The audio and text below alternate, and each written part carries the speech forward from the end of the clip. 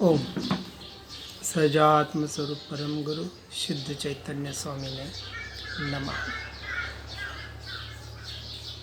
श्री उपदेश शुद्ध सार जी में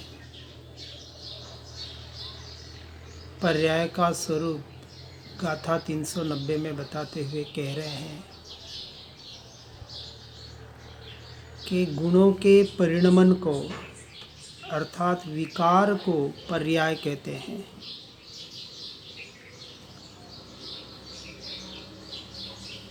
परिपूर्ण द्रव्य अर्थात आत्मा व्यवहार की अपेक्षा से द्रव्य गुण पर्यायात्मक है।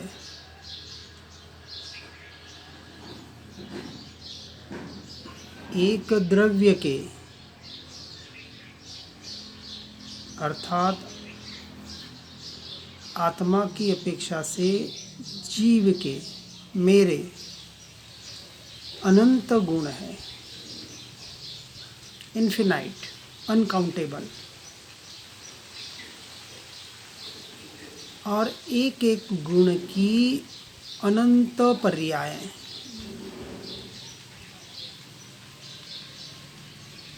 अनंत इस अपेक्षा से कि हर समय पर्याय का उत्पाद व्यय हो रहा है।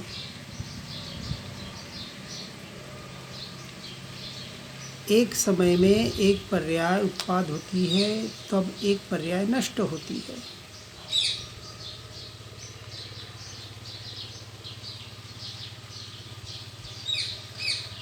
अर्थात एक पर्याय का वर्तमान एक समय का ही है।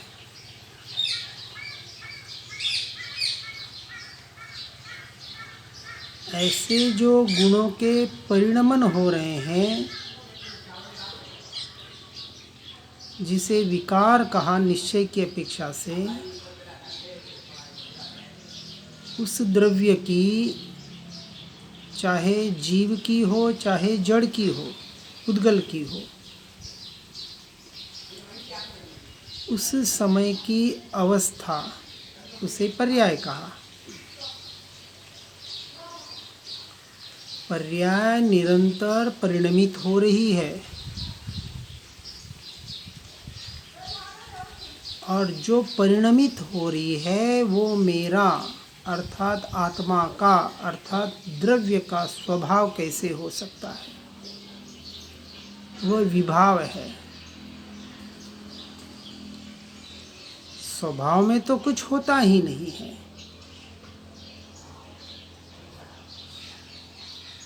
इसलिए वास्तविक अपने स्वभाव में तो सिर्फ परमात्मा ही रह सकते हैं, जिनकी हर समय की पर्याय शुद्ध और शुद्ध परिणमित हो रही है।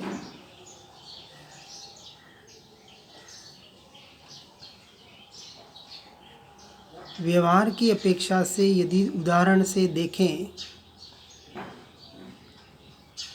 तो संसार में 3 प्रकार की स्त्रियां बताई जाती है। एक सती, एक पत्नी और एक वेश्या।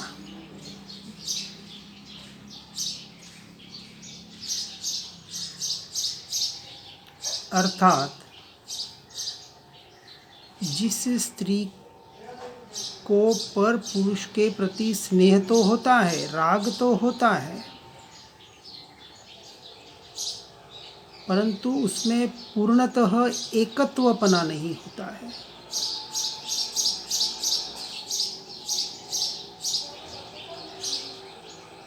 इसलिए जो पर्याय पर की ओर जा रही है वह पर्याय वेश्या के समान है।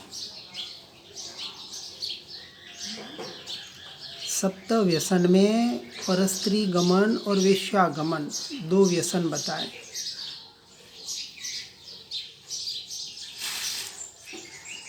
व्यवहार और निश्चय की अपेक्षा से 7 व्यसन को बराबर समझना है।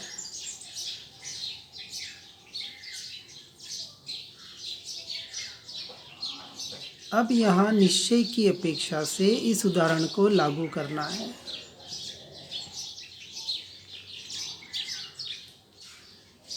तो वेश्या सिर्फ और सिर्फ पर पुरुष में ही रमण करती है।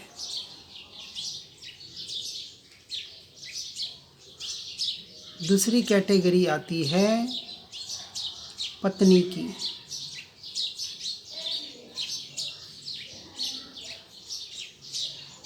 जो पत्नियां सिर्फ अपने स्वार्थवश अपने पति को पति मानती है और स्वार्थ पूरा न हो तो अपने पति को भी पराया करने में अर्थात डाइवर्स लेने में देर नहीं लगाती है।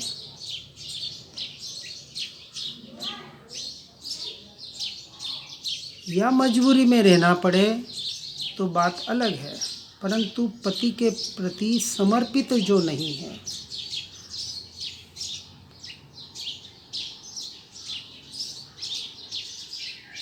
ऐसी पत्नियां अर्थात निश्चय की अपेक्षा से देखें तो जो पर्याय स्व को तो अपना मान रही है, कह रही है,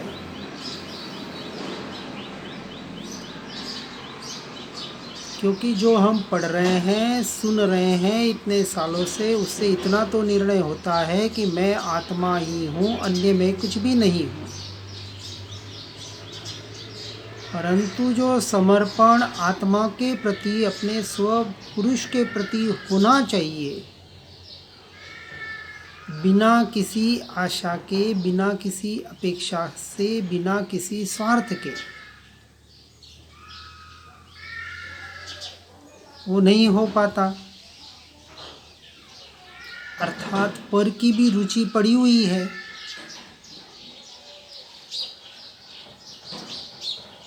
अपनी इच्छाओं को, आशाओं को, अपेक्षाओं को पूर्ति करने में लगा हुआ है वह जीव अपने पर्यायों के माध्यम से।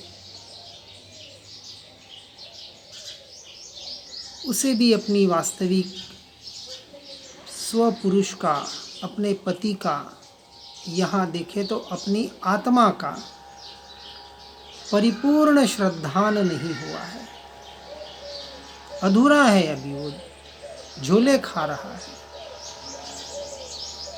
पहले से चौथे गुण स्थानक में जो आत्मा की बातें सुन पढ़ रहा है उनके लिए, क्योंकि जिनको रुचि ही नहीं है वो तो टोटल पर और पर में ही है, चाहे अशुभ में हो चाहे शुभ में हो।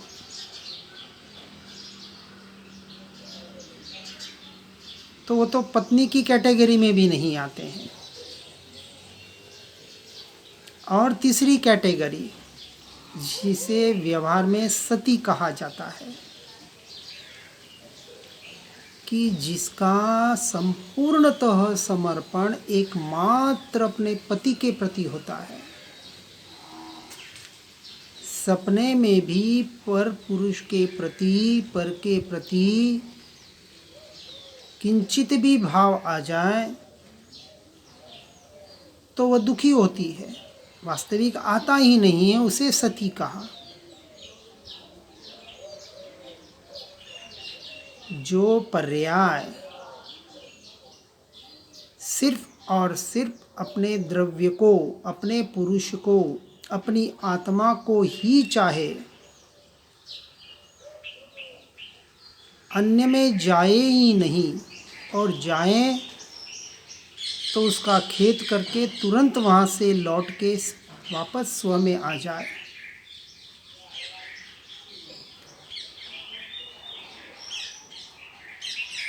इसकी 4 कैटेगरी।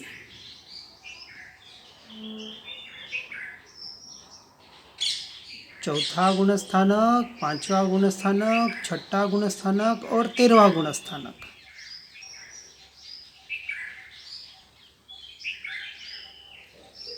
चौथे में आत्मा का श्रद्धांत तो हुआ, उस पर्याय ने अपने पति के गले में वरमाला पहना दी कि यही मेरा पुरुष है, यही मेरा पति है, अन्य कोई नहीं है। निर्णय तो कर लिया, लेकिन अभी पर में भी रमणता हो रही है।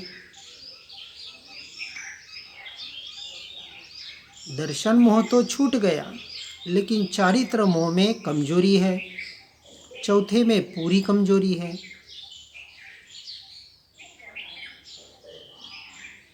ये निकृष्ट जाति की पत्नियां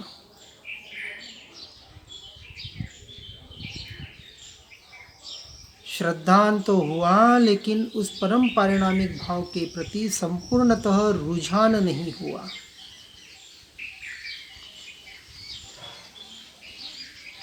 फिर पांचवें गुणस्थानक में जैसे जैसे स्व के प्रति रुझान बढ़ा तो पर से हटना हुआ। जितना जितना पर से हटना हुआ उतना उतना स्व में रमणता हुई।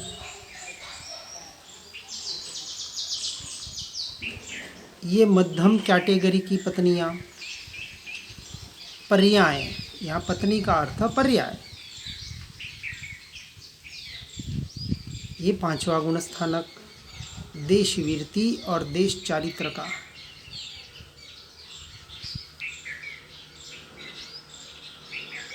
मध्यम कैटेगरी और जो पर्याय, जो पत्नी सिर्फ और सिर्फ अपने पति को ही चाहे, संपूर्णतः समर्पण, सिर्फ स्व पुरुष के प्रति, जहाँ भी पर का विचार आ जाए, पर में जाना हो जाए तो उसका खेद और वहीं से तुरंत वापस लौटे, ऐसी उत्कृष्ट जाति की स्त्रियां जो अभी व्यवहार से सतीत्व को जिन्होंने प्राप्त किया, ऐसे छठे गुणस्थानवर्ती भावलिंगी मुनि जो अंतर्मुरत अपने शुद्धोपयोग में लीन हो रहे हैं, और जब शुभोपयोग में आहार विहार निहार आदि की क्रिया में, उपदेश शास्त्र लिखना आदि की क्रियाओं में जाना हुआ तो खेद करके तुरंत भीतर आने का जिनका पुरुषार्थ, ऐसे उत्कृष्ट जाति की स्त्रियां अर्थात पर्याय, ये उत्कृष्ट जाति की पत्नियां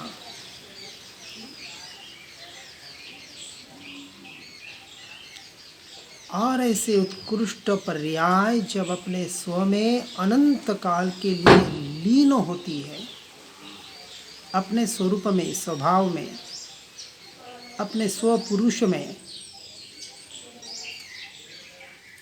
एक समय के लिए भी पर में जाना तो छोड़ें, लेकिन पर का विचार भी नहीं आए, ऐसी निर्विकल्प दशा से लेकर जो श्रेणी मांडते हैं और 13वें गुणस्थानक में केवल ज्ञान रूपी परिपूर्ण दशा को प्राप्त करते हैं, ऐसी सर्वोत्कृष्ट सती, यह पर्याय, यह स्त्री कि जिसे अब एक समय के लिए भी पर का विचार भी न आवे, पर की तरफ उपयोग भी न जावे, ऐसा यह पर्याय। अब इस पर्याय का परिणमन निरंतर निरंतर निरंतर हर क्षण हर समय सिर्फ और सिर्फ अपने स्वद्रव्य के प्रति हो। अब विचार करना हम कौन से कैटेगरी में हैं।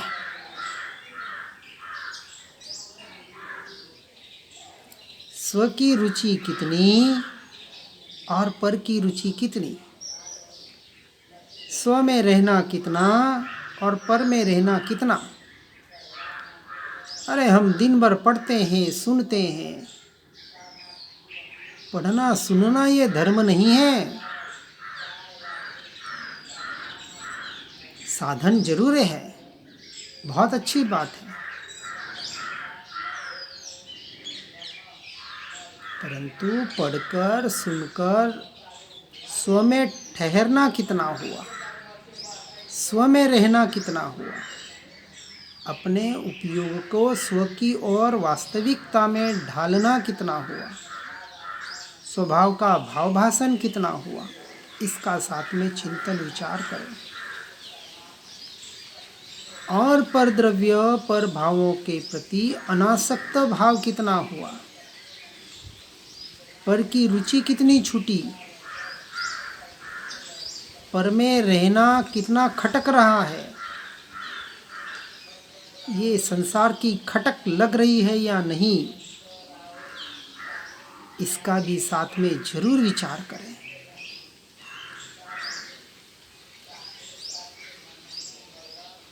क्योंकि व्यवहार सहित निश्चय और निश्चय सहित व्यवहार,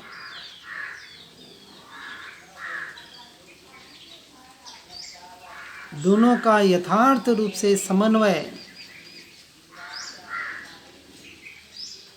आत्मा की रुचि, स्वभाव की, स्वरूप की रुचि का अर्थ परद्रव्य पर भावों में संपूर्णतः अरुचि।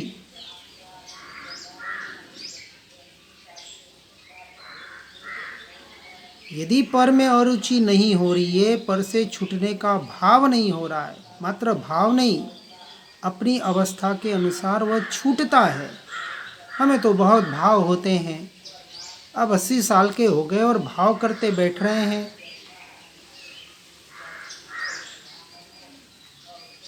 तो स्वयं को ठग रहे हैं। ये भाव भी एक नाटक है, कुछ नहीं है, सच्चे भाव नहीं है। जिन्हें सच्चे भाव होते हैं, सच्ची चाह होती है। कहते हैं व्यवहार में जहाँ चाह है वहाँ राह है। 60 साल के बाद संपूर्णतः संसार की क्रियाकलापों से निवृत्ति, सारे संबंधों से निवृत्ति, यह मुमुक्षु का लक्षण है, सच्चे मुमुक्षु का।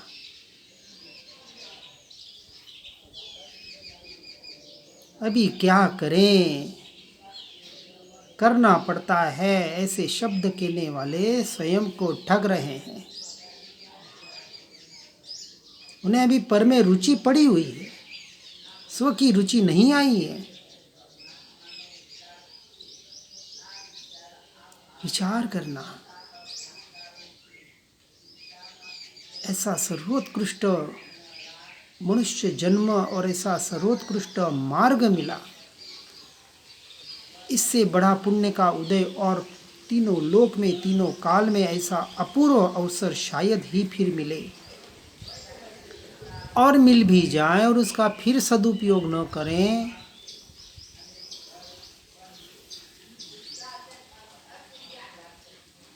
तो समझना अपूर्व अवसर को खो दिया है।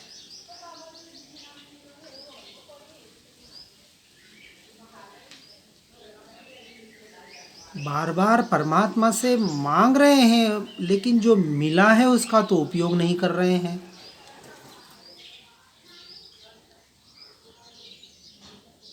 मुझे वितराग की ही शरण मिले, मुझे आत्मा का ही मार्ग मिले। अरे मिला है, उसमें क्या कर रहे हो? बाद में भी मिलेगा तो यही करोगे जो आज कर रहे हो। यदि मिला है, ऐसा लग रहा है, वास्तविक लग रहा है, तो फिर उसका सदुपयोग उस अपेक्षा से होना चाहिए। लेकिन रुचि संसार में पड़ी है,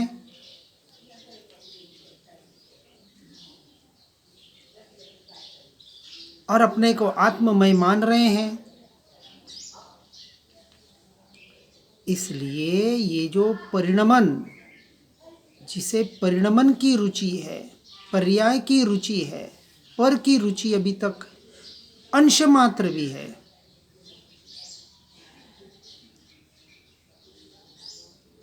तो समझना अभी वो परिपूर्ण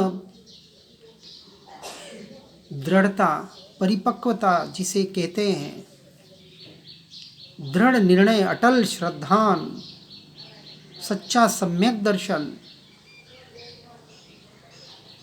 परमार्थ सम्यक दर्शन, जो सिर्फ और सिर्फ मोक्ष की ओर ले जाए, प्रकट नहीं हुआ है। कहीं न कहीं कमजोरी है, कहीं न कहीं निर्बलता है। सच्चे साधक बनना है, टाइम पास साधक नहीं बनना है। बहुत टाइम पास साधक है, कुछ समय मिल जाता है, टाइम मिल जाता है, कोई परिवार वाले बाहर चले गए, चलो थोड़े दिन किसी आश्रम में टाइम पास करके आ जाते हैं, कुछ साधना हो जाएगी। वो स्वयं को ठग रहे हैं, सच्चे साधक नहीं हैं। सच्चे साधक तो सिर्फ और सिर्फ अपनी आत्मा की आराधना में ऐसे लीन होते हैं, उन्हें परद्रव्य पर भावों की पर की अंश मात्र भी परवाह नहीं रहती, चिंता नहीं रहती। एकमात्र चिंता अपने चैतन्य तत्व की, अपने स्वरूप की, अपने स्वभाव रमणता की।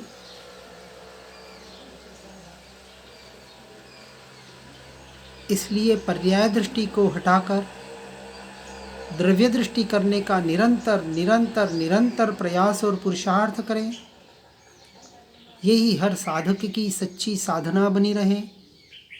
सच्चे साधक बनने का प्रयास करें, दिखावे वाले साधक न बने।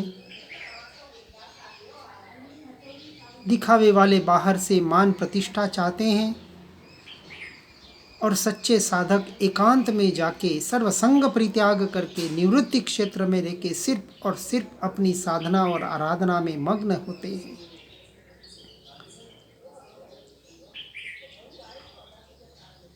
साधना और आराधना में आगे बढ़े इसी भावना के साथ। ओम नमः सिद्धम। जिन वाणी के ज्ञान से हो सम्यक श्रद्धा, हो चारित्र मानव, पाओ पद निर्वाण।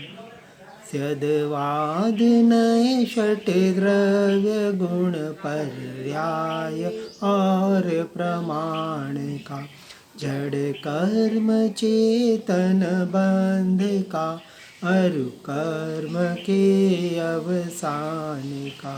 कह कर स्वरूप यथार्थ जग का, जो किया उपकार है, उसके लिए जिन वाणी माँ को वंदना शतवार है, वंदना शतवार है।